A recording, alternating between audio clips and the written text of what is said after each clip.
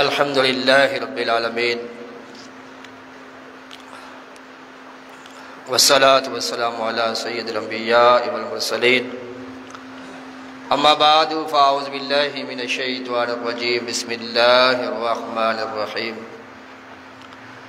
یا ایہا الذین آمنوا اذا نودی للصلاة من یوم الجمعہ فاسعوا الى ذکر اللہ وذروا البیع ذالکم خیر لکم ان کنتم تعلمون فَإِذَا قُضِيَتِ الصَّلَاةُ فَانْتَشِرُوا فِي الْأَرْضِ وَابْتَغُوا مِنْ فَضْلِ اللَّهِ وَاذْكُرُوا اللَّهَ كَثِيرًا لَعَلَّكُمْ تُفْلِحُونَ وَإِذَا رَأَوْا تِجَارَةً أَوْ لَهْوًا انفَضُّوا إِلَيْهَا وَتَرَكُوكَ قَائِمًا قُلْ مَا عِندَ اللَّهِ خَيْرٌ مِنَ اللَّهْوِ وَمِنَ التِّجَارَةِ واللہ خیر الرازقین آمنت باللہ صدق اللہ العظیم وبلغنا رسولہ النبی الکریم ونحن ولا ذالک لمن الشاہدین والشاکرین والحمد للہ رب العالمین قال اللہ تبارک و تعالی فی شان حبیبہ صلی اللہ تعالی علیہ وآلہ وسلم مخبرا وامرا ان اللہ وملائکتہ یصلون علی النبی یا ایہا الذین آمنوا صلو علیہ وسلموا تسلیما درود پاک بآواز بلند الصلاۃ والسلام علیک یا سیدی یا رسول اللہ وعلی آلک وصحابک یا حبیب اللہ الصلاۃ والسلام علیک یا سیدی یا نبی اللہ وعلى آلك وصحابك يا نور الله الصلاة والسلام عليك يا رحمة للعالمين وعلى آلك وصحابك يا خاتم النبيين آج 25 رمضان مبارک ہے اور یہ ماہ مقدس عن قریب ہم سے رخصت ہونے والا ہے۔ حضور نبی کریم صلی اللہ تعالی علیہ وآلہ وسلم ارشاد فرماتے ہیں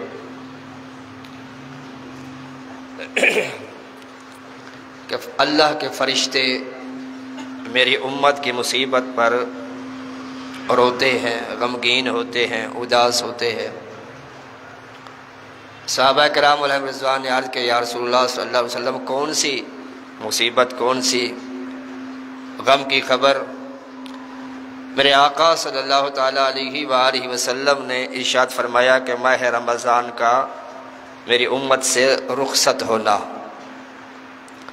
اور فرمایا اگر میری امت کو معلوم ہوتا کہ ماہ رمضان میں کتنی عظمت ہے، کتنی برکت ہے، کتنی فضیلت ہے تو میری امت تمنا کرتی کاش سارا سال ہی رمضان ہوتا۔ اللہ تبارک و تعالی اس ماہ مقدس کے صدقے میں ہم سب کی کامل بخشش فرمائے۔ یہ وہ ماہ مقدس ہے جس کے بارے میں آتا ہے کہ ہر رات افطار کے وقت اللہ تعالیٰ 60 ہزار ایسے گنہگاروں کو جہنم سے آزاد فرماتا ہے جن پہ جہنم واجب ہو چکا ہوتا ہے۔ اور حضور نبی کریم صلی اللہ تعالیٰ علیہ وآلہ وسلم ارشاد فرماتے ہیں کہ شب جمعہ اور روز جمعہ یعنی جمعرات کے غروب آفتاب سے لے کر جمعۃ المبارک کے غروب آفتاب تک اللہ تبارک و تعالیٰ ہر ساعت میں، ہر لمحے، ہر گھڑی میں اللہ تعالیٰ 10 لاکھ گناہگاروں کی بخشش فرماتا ہے۔ اے کاش ان بخشش یافتہ لوگوں میں ہمارا نام بھی شامل ہو۔ جب کہا اس یہاں سے میں نے سخت لاچاروں میں ہو، جن کے پلے کچھ نہیں ان خریداروں میں ہو، تیری رحمت کے لیے شامل گناہگاروں میں ہو، بول اٹھی رحمت نہ گھبرا میں مددگاروں میں ہو۔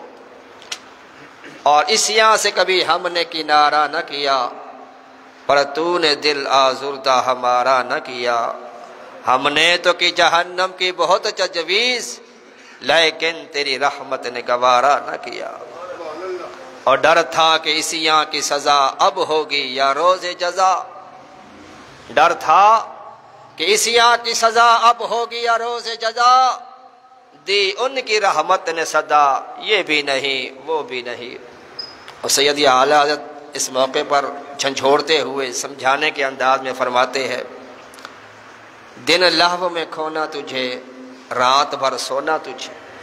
سارا دن آوارہ گردی میں گزار دیتا ہے، فضولیات میں گزار دیتا ہے، کوئی دین کی خبر نہیں، کوئی نمازوں کی پابندی نہیں، اور ساری رات سویا رہتا ہے، غفلت میں گزارتا ہے۔ دن لہو میں کھونا تجھے، رات بھر سونا تجھے، شرم نبی خوف خدا، یہ بھی نہیں وہ بھی نہیں۔ ڈر تھا کہ عصیاں کی سزا اب ہوگی یا روز جزا، دی ان کی رحمت نے صدا، یہ بھی نہیں وہ بھی نہیں۔ اعمال نہ دیکھے یہ دیکھا، محبوب کے کوچے کا ہے گدا۔ اعمال نہ دیکھے یہ دیکھا، محبوب کے کوچے کا ہے گدا۔ مولا نے مجھے یوں بخش دیا، سبحان اللہ سبحان اللہ۔ اے نام محمد صلی اللہ، سبحان اللہ سبحان اللہ، دی جس نے ہمارے دلوں کو جلا، سبحان اللہ سبحان اللہ۔ اور جب میں نے سنائی نعت نبی، جب میں نے سنائی، یہ نعت ہی ہے نا، سرکار کی تعریف۔ جب میں نے سنائی نعت نبی، سن ہو گیا نجدی سنتے ہی، سنی نے سنا، سن کر یہ کہا، سبحان اللہ سبحان اللہ۔ اے نام محمد صلی اللہ، سبحان اللہ سبحان اللہ۔ جو آیت مقدسہ تلاوت کی ہے 28ویں پارے کی سورۃ جمعہ ہے، جس میں اللہ تبارک و تعالی ارشاد فرماتا ہے، یا ایھا الذین آمنوا، اے ایمان والو، اذا نودی للصلاۃ من یوم الجمعہ، جب جمعے کے دن نماز کی آذان ہو، فاسعوا الی ذکر اللہ، تو اللہ کے ذکر کی طرف دوڑو، وذروا البیع، اور خرید و فروخت چھوڑ دو، ذالکم خیر لکم ان کنتم تعلمون، یہ تمہارے لیے بہتر ہے اگر تم سمجھو۔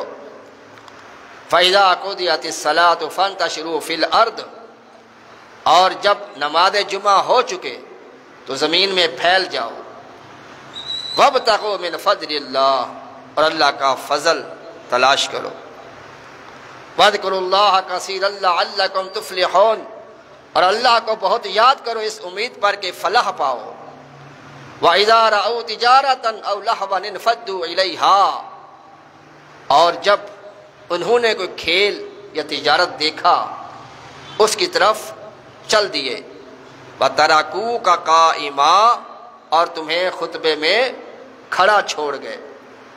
قل، فرما دیجئے، ما عند اللہ خیر من اللہ ومن التجارہ،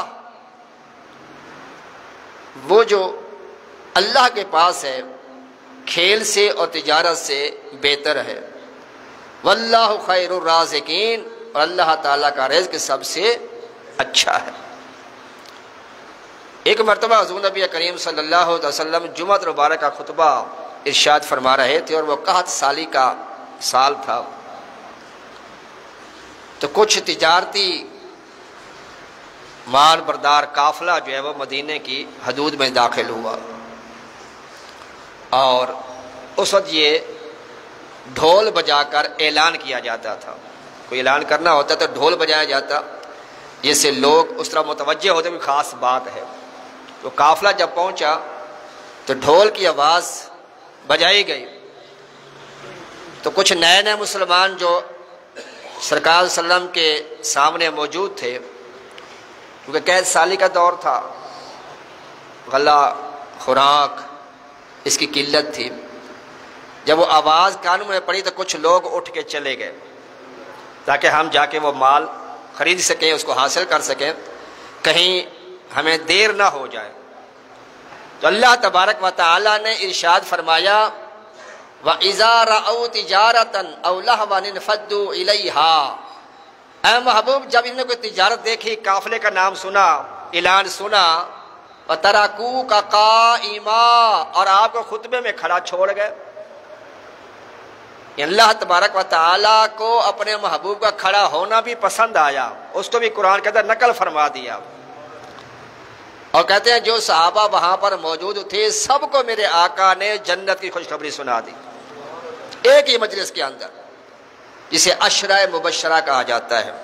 ویسے تو کئی صحابہ ہیں، ویسے تو ہر صحابی قطعی جنتی ہے، ہر صحابی نبی، لیکن کچھ صحابہ کرام ایسے ہیں کہ جن کا نام لے کر، جن کو مخاطب کر کے میرے آقا نے فرمایا کہ تو جنتی ہے۔ تو ایک ہی مجلس کے اندر 10 خوش نصیب ایسے ہیں کہ جن کو میرے آقا نے نام لے کر فرمایا کہ تم جنتی ہو، تم جنتی ہو، ابوبکر تم بھی جنتی، عمر تم بھی جنتی، عثمان تم بھی جنتی، علی تم بھی جنتی، طلحہ تم بھی جنتی۔ تو میرے آقا نے 10 نام دیے جنہیں عشرائے مبشرہ کہا جاتا ہے۔ تو اللہ تبارک و تعالیٰ فرماتا ہے کہ میرے محبوب کے پاس بیٹھنا تمہاری اس تجارت سے زیادہ فائدہ مند ہے، اور اللہ تعالیٰ فرماتا ہے کہ جب اذان جمعہ ہو تو تم سارے کاروبار چھوڑ دو اور اللہ تعالیٰ کے ذکر کی طرف کوشش کرو، چلنا شروع کر دو، تیاری شروع کر دو۔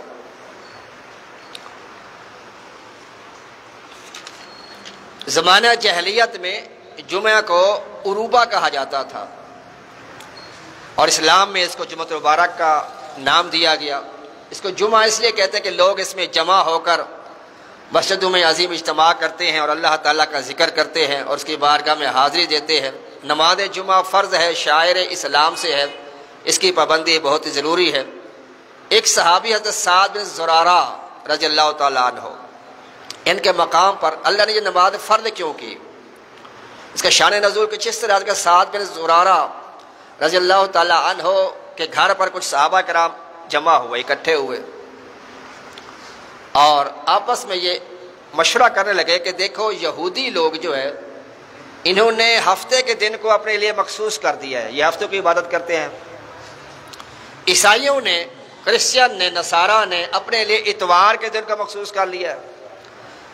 اے کاش کہ ہم مسلمانوں کے لیے بھی کوئی ایک دن مخصوص ہو جاتا ہے جس میں ہم خصوصی عبادت کا اہتمام کرتے ہیں۔ اور پھر یہ باتیں کرنے کے بعد انہوں نے 2 رکعت نماز نفل ادا کی۔ تو پھر اللہ تبارک و تعالیٰ کے محبوب صلی اللہ علیہ وسلم اس وقت مسجد قباء سے مدینے کی طرف روانہ ہو چکے تھے۔ ادھر ایک مکان میں مدینے میں صحابہ کرام آپس میں یہ مشورہ کر رہے ہیں اور نفل پڑھ رہے ہیں۔ میرے آقا صلی اللہ علیہ وسلم مسجد قباء سے مدینہ شریف کی طرف آپ کا قافلہ جب وہ روانہ ہو چکا ہے، تو اب جہاں پر مسجد جمعہ ہے بنی عوف کی وادی کے پاس، وہاں میرے آقا صلی اللہ علیہ وسلم جب پہنچے تو اللہ تبارک و تعالیٰ نے نماز جمعہ کی جو ہے فرضیت کو نازل فرمایا۔ تو میرے آقا صلی اللہ تعالیٰ علیہ وسلم نے سب سے پہلے مدینے سے کچھ فاصلے پر نماز جمعہ ادا فرمائی، اور آج بھی مدینہ شریف کے پاس ہی مسجد نبی کے قریب ہی اور مسجد جمعہ کے نام سے مشہور ہے وہاں پر۔ تو میرے آقا صلی اللہ علیہ وسلم نے سب سے پہلے وہاں پر نماز جمعہ ادا فرمائی، اور تقریباً 500 جمعے میرے آقا صلی اللہ علیہ وسلم نے اپنی حیات ظاہری میں ادا فرمایا۔ میرے آقا صلی اللہ علیہ وسلم نے جمعۃ المبارک کی فضیلت کو بیان کرتے ہوئے ارشاد فرمایا کہ یہ دنوں کا سردار ہے، اس روز جہنم کی آگ نہیں سلگائی جاتی، جمعے کی رات کو دوزخ کے دروازے نہیں کھلتے، بروز قیامت جمعہ کو دلہن کی طرح اٹھایا جائے گا، جمعے کے روز مرنے والے مسلمان سے حساب و عذاب قبر اٹھا لیا جاتا ہے۔ اور یہ جمعہ کا جو دن ہوتا ہے، دن تو اگلے دن ہوتا ہے، رات پہلے، اسلام کے اندر رات پہلے آتی ہے اور دن بعد میں آتا ہے۔ قرآن پاک کا بھی مطالعہ کریں تو اکثر مقامات پر آپ کو پہلے لیل کا لفظ آئے گا، اس کے بعد والنہار کا لفظ آئے گا۔ لیل پہلے ہے، رات پہلے ہے، اور دن بعد میں ہے۔ اس لیے جو ہی سورج غروب ہوا، رات شروع ہو گئی، تو اسلامی تاریخ بھی بدل جاتی ہے۔ جیسے آج 25 ہے رمضان مبارک کی، جو ہی سورج غروب ہوگا، افطار کا وقت ہوگا، تو یہ 25 سے 26 رمضان ہو جائے گی، 26 رمضان مبارک ہو جائے گی۔ تو اس دن میرے آقا صلی اللہ علیہ وسلم فرماتے ہیں کہ جو بندہ انتقال کرے، یعنی جمعرات کو اگر کوئی غروب آفتاب کے بعد انتقال کرتا ہے اور جمعہ مبارک کے غروب آفتاب سے پہلے کسی کا انتقال ہوتا ہے تو یہ جمعے میں ہی شمار کیا جائے گا، اور جو جمعے کے دن انتقال کرتا ہے اللہ تعالیٰ کے محبوب صلی اللہ علیہ وسلم فرماتے ہیں کہ اللہ تعالیٰ اس سے عذاب قبر کو اٹھا لیتا ہے۔ اسی طرح رمضان شریف کا معاملہ ہے، جو رمضان شریف میں انتقال کرتا ہے اس سے بھی عذاب قبر جو ہے وہ اٹھا لیا جاتا ہے، حساب کتاب نہیں ہوتا۔ ہاں بروز محشر اس کا حساب کتاب پھر بعد میں لیا جائے گا اس کا۔ میرے آقا صلی اللہ تعالیٰ علیہ وسلم فرماتا ہے کہ جمعے کی ایک نیکی کا ثواب 70 گنا ہے۔ باقی دنوں میں اگر ایک نیکی کریں گے تو ایک نیکی میں اجر جو ہے وہ 10 گنا ہے، لیکن اگر کوئی جمعے کے دن نیکی کرے گا تو اللہ تعالیٰ اسے ایک نیکی کے 10 کی بجائے کتنا ثواب دے گا؟ 70 گنا اس کا جو ثواب عطا فرمائے گا۔ مثال اگر کسی نے اگر جمعے کے علاوہ کسی نے کسی کو اللہ کی راہ میں 1 روپیہ دیا، اس کو کتنا ثواب ملے گا؟ 10 روپے کا ثواب ملے گا۔ اسی طرح اگر کسی نے 1 روپیہ دیا، جمعے کے دن صدقہ کیا، اللہ تعالیٰ اس کو 70 روپے صدقہ کرنے کا ثواب عطا فرمائے گا۔ یہ عام دنوں کی بات ہے، عام جمعوں کی بات ہے، لیکن رمضان شریف میں تو اجر و ثواب اور بڑھا دیا جاتا ہے۔ میرے آقا فرماتا ہے رمضان مبارک میں فرد جو ہے وہ 70 گنا اس میں اضافہ کر دیا جاتا ہے، اس کا ثواب بڑھ جاتا ہے۔ کوئی بندہ نفل پڑھتا ہے اللہ تعالیٰ فرد کے برابر ثواب عطا فرماتا ہے۔ 1 مرتبہ سبحان اللہ کہتا ہے اللہ تعالیٰ 1,00,000 مرتبہ کہنے کا ثواب عطا فرماتا ہے۔ دیکھیں اللہ کتنا بڑا رحیم و کریم ہے۔ اللہ کو معلوم ہے کہ کچھ ایسے غریب فقیر لوگ بھی ہوں گے، محتاج لوگ جو مکہ شریف نہیں آ سکیں گے، جہاں کی ایک نیکی 1,00,000 کے برابر ہے، تو اللہ تعالیٰ نے یہ نیکی رمضان میں عام کر دی کہ تم ماہ رمضان کا مہینہ پاؤ، جتنی نیکیاں کرو گے ہر نیکی کے بدلے میں تمہیں مکے کی طرح ہر نیکی پر 1,00,000 کا اجر عطا فرماؤں گا۔ کتنی اللہ تعالیٰ کی رحمت ہے، کتنا فضل ہے، کتنا کرم ہے اللہ تعالیٰ کے اس امت پر۔ بہرحال تو یہ رمضان مبارک، یہ جو جمعہ مبارک ہے، میرے آقا فرماتے ہیں کہ یہ عید الاضحیٰ اور عید الفطر سے بھی بڑا ہے، اس کی عظمت ان دونوں عیدوں سے بڑھ کر عظمت ہے، اور فرمایا دنوں کا سردار ہے، اس میں 5 فضیلتیں حاصل ہیں۔ فرمایا سب سے پہلی فضیلت، اسی دن آدم علیہ السلام کو تخلیق کیا گیا، اسی دن آدم علیہ السلام زمین پر تشریف لائے، اسی دن آدم علیہ السلام کا وصال ظاہری ہوا۔ چوتھی فضیلت میرے آقا فرماتا ہے اس دن میں ایک لمحہ، ایک ساتھ، ایک گھڑی ایسی ہوتی ہے کہ بندہ جو دعا کرے اللہ تعالیٰ وہ دعا قبول فرماتا ہے۔ اب اس میں مختلف اقوال ہیں کہ وہ لمحہ، وہ ساتھ، وہ گھڑی کون سی ہوتی ہے۔ کسی نے کہا کہ عصر سے لے کے مغرب کے درمیان جو وقت ہوتا ہے یہ قبولیت کا لمحہ ہوتا ہے۔ کسی نے کہا کہ اذان کے بعد جماعت تک یہ لمحہ جو ہوتا ہے قبولیت کا لمحہ ہوتا ہے۔ کسی نے کہا 2 خطبوں کے درمیان میں جو وقت ہوتا ہے یہ قبولیت کا لمحہ ہوتا ہے۔ مختلف اس کے اقوال ہیں، لیکن یہ بھی یاد رکھیں کہ خطبے کے دوران کلام کرنا منع ہے۔ عربی خطبہ جو ہوتا ہے اس میں سرکار دو عالم صلی اللہ علیہ وسلم پاک نام آئے سنیں تو وہ بھی صلی اللہ علیہ وسلم دل میں کہیں، زبان کو حرکت نہ کریں، کیونکہ یہ جمعے کا جو خطبہ ہے، عیدین کا جو خطبہ ہے، یہ سننا واجب ہے۔ یعنی خطبے سے لے کر نماز تک اس میں کوئی کلام کرنا جائز نہیں ہے۔ یہ ایسی کنڈیشن ہے کہ جیسے بندہ نماز کی حالت میں ہے، اس طرح نماز کی حالت میں وہ نہ تو سلام کر سکتا ہے، نہ سلام کا جواب دے سکتا ہے، نہ کسی کو برائی سے روک سکتا ہے، نہ کسی سے وہ بات کر سکتا ہے۔ تو خطبہ جب شروع ہو جائے، عربی خطبہ جو ہوتا ہے، تو اس میں بالکل خاموشی اختیار کرنی چاہیے۔ ہمارے بعض دوست ہوتے ہیں جو باتیں کر رہے ہوتے ہیں، تو خطبے کے دوران بالکل خاموشی سے اس کو سننا چاہیے، یہ واجب ہے اور ضروری ہے۔ میرے آقا صلی اللہ علیہ وسلم فرماتے ہیں کہ ایک لمحہ ایسا ہے کہ جو بندہ دعا کرے قبول ہوتا ہے۔ 5ویں فضیلت میرے آقا فرماتے ہیں کہ قیامت بھی جمعے کے دن قائم کی جائے گی، اور فرمایا کوئی مقرب فرشتہ آسمان، زمین، ہوا، پہاڑ، دریا ایسا نہیں کہ جو جمعے کے دن سے ڈرتا نہ ہو۔ یعنی وہ اس لیے ڈرتے ہیں کہیں آج قیامت قائم نہ ہو جائے۔ میرے آقا صلی اللہ تعالی وسلم نے قیامت کی ایک نشانی یہ بھی بیان فرمائی۔ میرے آقا صلی اللہ علیہ وسلم فرمایا قیامت جو ہے وہ جمعے کے دن ہوگی اور محرم کا مہینہ ہوگا اور اس کی 10 تاریخ ہوگی، لیکن سال جو ہے وہ میرے آقا نے بیان نہیں فرمایا۔ اس کی کئی حکمتیں ہیں۔ سال نہ بتانے کے سال میں ہوگی، یہ میرے آقا نہ بتانے بے شبہ. ایک تو پہلی وجہ تو یہ ہے کہ ان دنوں میں سرکار کے دور میں ابھی اسلامی سال شروع ہی نہیں ہوا تھا. اسلامی سال جو ہے، جو ہجری سال کہلاتا ہے، یہ تو سرکار کے وصال کے بعد سیدنا فاروق اعظم نے شروع کیا ہے، اس لیے بھی سال میرے آقا نے بیان نہیں فرمایا. دوسری وجہ یہ بھی ہو سکتی ہے کہ میرے آقا صلی اللہ تعالی وسلم نے سال اس لیے بیان نہیں فرمایا، اللہ تعالیٰ فرماتا ہے قیامت جب وہ اچانک آئے گی.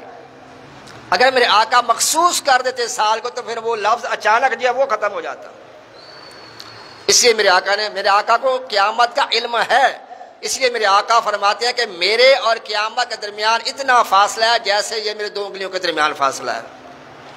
کتنا قریب قریب دونوں انگلیاں ہیں. میرے آقا فرماتے ہیں کہ میرا اور قیامت کا زمانہ ایسے قریب ہے جیسے یہ دو میری انگلیاں آپس میں قریب ہے.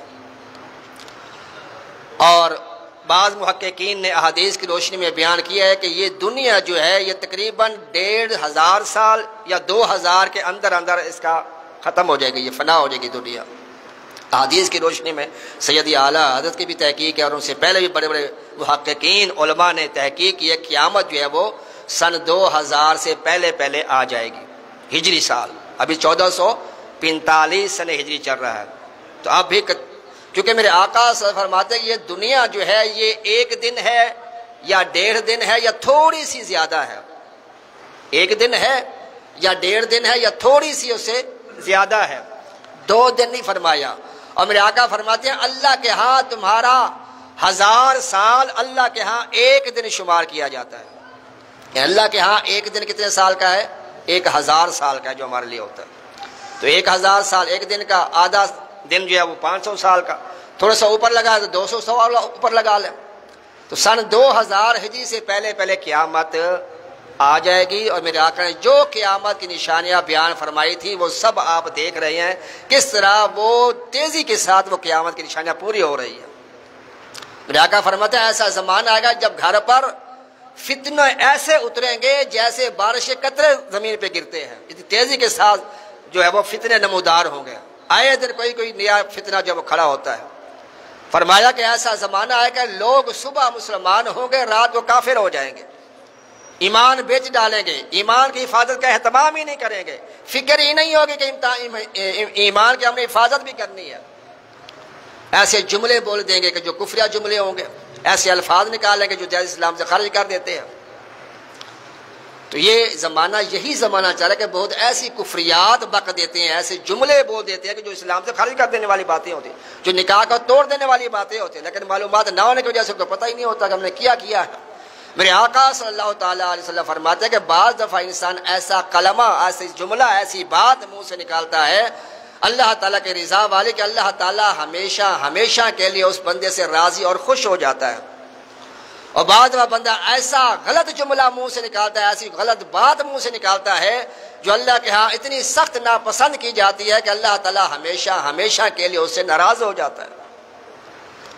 کسی صحابی نے پوچھا یا رسول اللہ صلی اللہ علیہ وسلم آپ میرے لیے سب سے زیادہ خطرناک چیز کسے قرار دیتے ہیں؟ میرے آقا صلی اللہ تعالی وسلم نے اپنی زبان کی طرف اشارہ کیا کہ تمہاری زبان. میرے آقا فرماتا اگر تم 2 جبڑوں کے درمیان جو ہے اس کی اور جو 2 ٹانگوں کے درمیان ہے اس کی، یعنی اپنی شرمگاہ کی اور اپنی زبان کی حفاظت کی گارنٹی تم دے دو، میرے آقا فرماتے ہیں جنت کی ضمانت میں محمد تمہیں دیتا ہوں. یعنی زبان کی بھی حفاظت کرو اور اپنی شرمگاہ کی بھی حفاظت کرو. تو زبان ایسی چیز ہے. اب دیکھیں زبان میں ہڈی نہیں ہے لیکن یہ زبان ہڈیاں توڑوا دیتی ہے. ہوتا ہے کہ نہیں ایسا؟ اللہ تعالیٰ ہمیں زبان کے شر سے محفوظ فرمائے. سیدنا صدیق اکبر رضی اللہ تعالیٰ منہ میں پتھر لے کے رکھا کرتے. صحابہ عرض کرتے کہ امیر المومنین آپ منہ میں پتھر کیوں رکھتے ہیں؟ فرماتے ہیں اس لیے تاکہ کوئی فضول بات میرے منہ سے نہ نکل جائے. صدیق اکبر جن کا مقام نبیوں کے بعد ہے، ایسی شان و عظمت ہے. زبان کی حفاظت کتنی اہم ہے. اللہ تعالیٰ ہمیں سمجھ عطا فرمائے.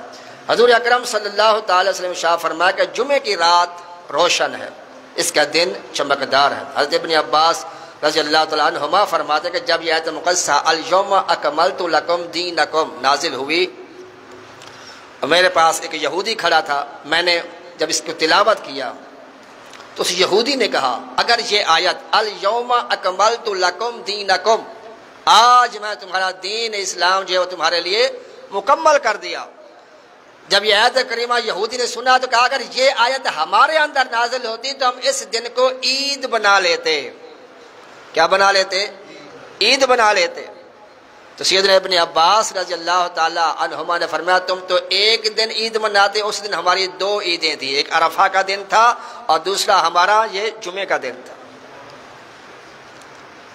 میرے آقا صلی اللہ تعالی علیہ وسلم فرمایا ان اللہ جعل الجمعۃ عیدا للمسلمین، اللہ تعالیٰ نے جمعے کے دن کو مسلمانوں کے لیے عید کا دن بنایا ہے۔ جمعے کا دن کیا ہوتا ہے؟ عید کا دن ہوتا ہے۔ کہتے ہیں تیسری عید کہاں سے آ گئی؟ میرے آقا جمعے کو بھی عید کا دن کہہ رہے ہیں، تو سال میں تقریباً 52 جمعے آتے ہیں، تو 52 عید تو ویسے یہ آ گئی، تم رو رہے ہو کہ تیسری عید کہاں سے آ گئی میلاد النبی کی۔ میرے آقا فرماتے ہیں جمعے کا دن کیا ہے؟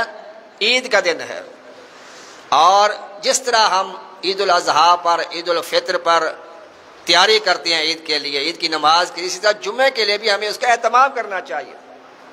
ویسے تو ہر نماز میں ہمیں صاف ستھرے کپڑے پہن کر، خوشبو لگا کر اور اچھے طریقے سے وقار کے ساتھ جو مسجد میں حاضری دینی چاہیے، لیکن جو مخصوص ایام ہوتے ہیں جیسے عید الفطر ہوگی، عید الاضحیٰ ہوگی، جمعۃ المبارک کا دن ہو گیا، یا کوئی ایسا عظیم اجتماع ہوگی، محفل ہوگی، تو اس میں ہمیں خصوصیت کے ساتھ مسجد کے جو ہے وہ صفائی ستھرائی کا اہتمام کرنا چاہیے۔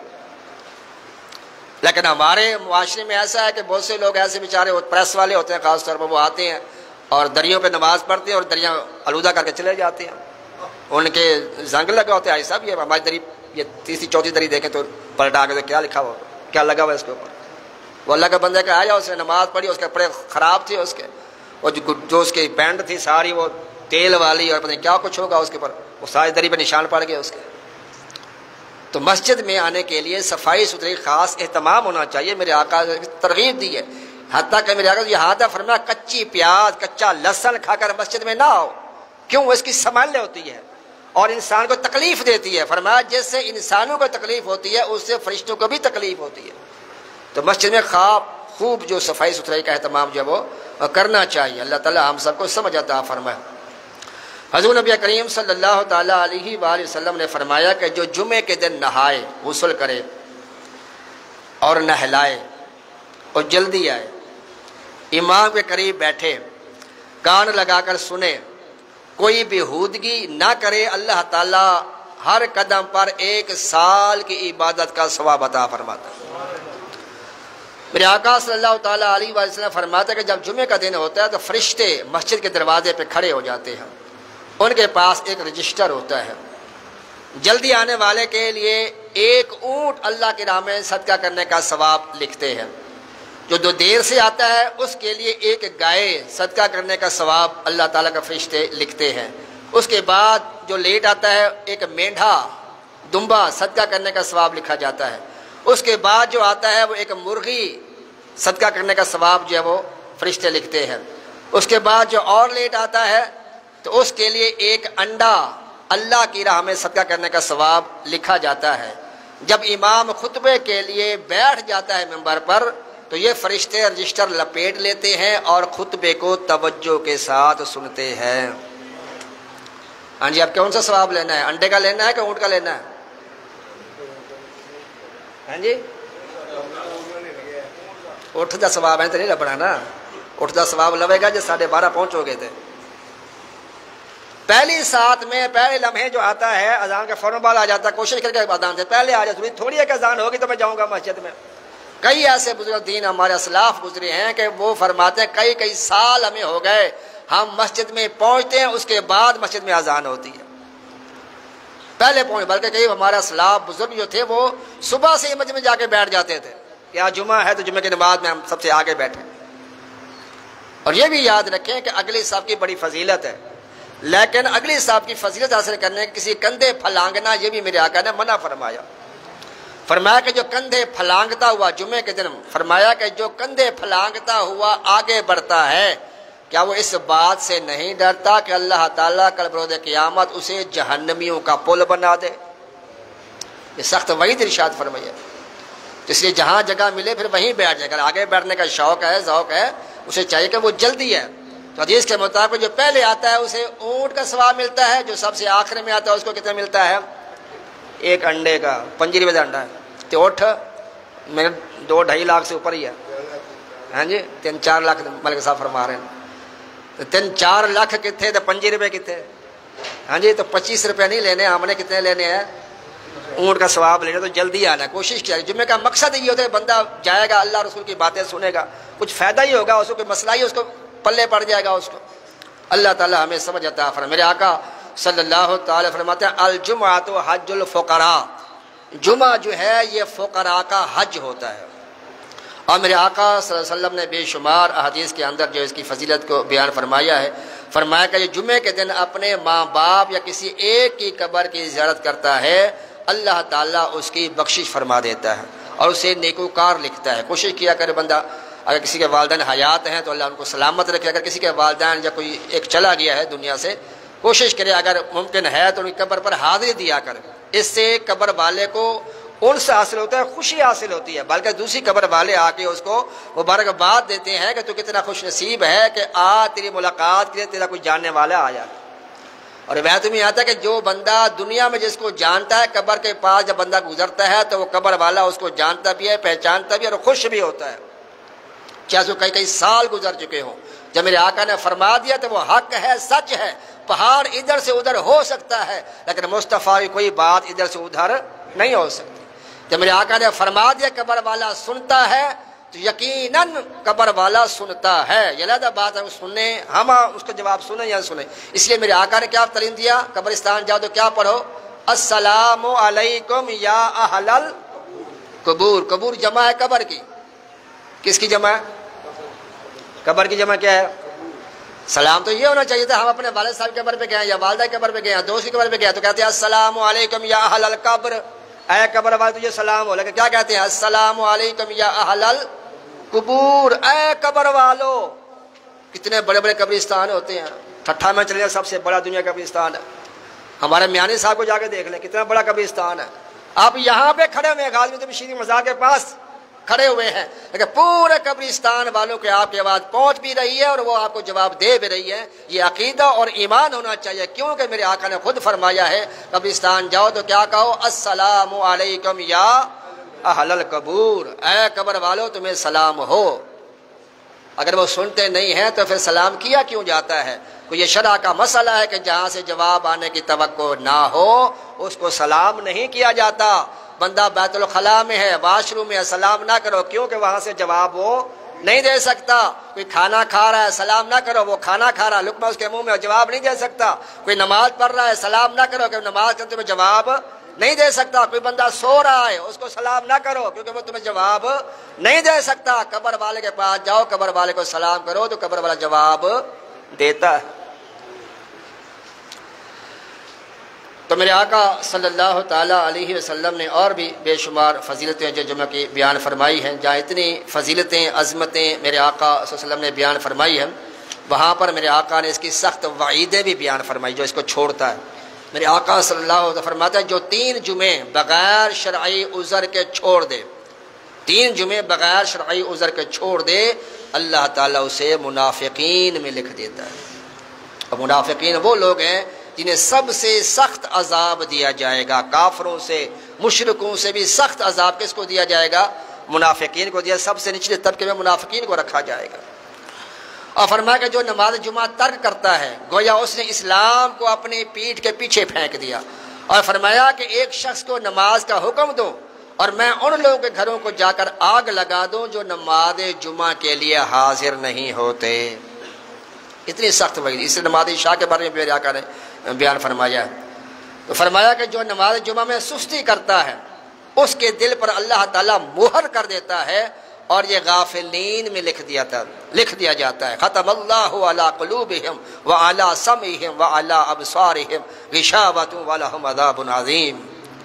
جب اللہ تعالیٰ کسی کے دل میں مہر لگا دیتا ہے پھر اس کو لاغ سمجھاؤ، قرآن کی آیتیں سناؤ، حدیثیں سناؤ، واقعات سناؤ، اس کو مسائل سناؤ، وہ ٹس سے مس نہیں ہوتا. ہاں پہ اللہ کا برگزیدہ بندہ ہو، مقرب بندہ ہو، خصوصی توجہ کرے تو پھر اس کے دل کی اصلاح ہو سکتی ہے، وگرنہ وہ بندہ پھر بھٹکتا ہی رہتا ہے. اللہ تعالی ہمیشہ ہمیں نماز جمعہ کی پابندی کرنے کی توفیق عطا فرمائے. میرے آقا نے اس کی وعید ارشاد فرمائی جو اس کو چھوڑتا ہے. اور اعلان بھی سماعت فرما لیں، انشاءاللہ عید کی نماز اس مسجد میں وہ 7 بجے ادا کی جائے گی. عید کی نماز انشاءاللہ 7 بجے صبح جو ہے وہ ادا کی جائے گی. اور انشاءاللہ اس مسجد میں تراویح کے اندر جو ختم قرآن پاک جو ہے وہ 8 اپریل کو 29ویں شب ہوگی رمضان شریف کی، تو انشاءاللہ وہ ختم قرآن پاک ہوگا. تمام دوست احباب جو ہے اس میں خصوصی جو ہے وہ شرکت بھی کریں، اور خصوصی تعاون بھی جو ہے مالی طور پر وہ ذرا دل کھول کر جس کو کہتے ہیں نا.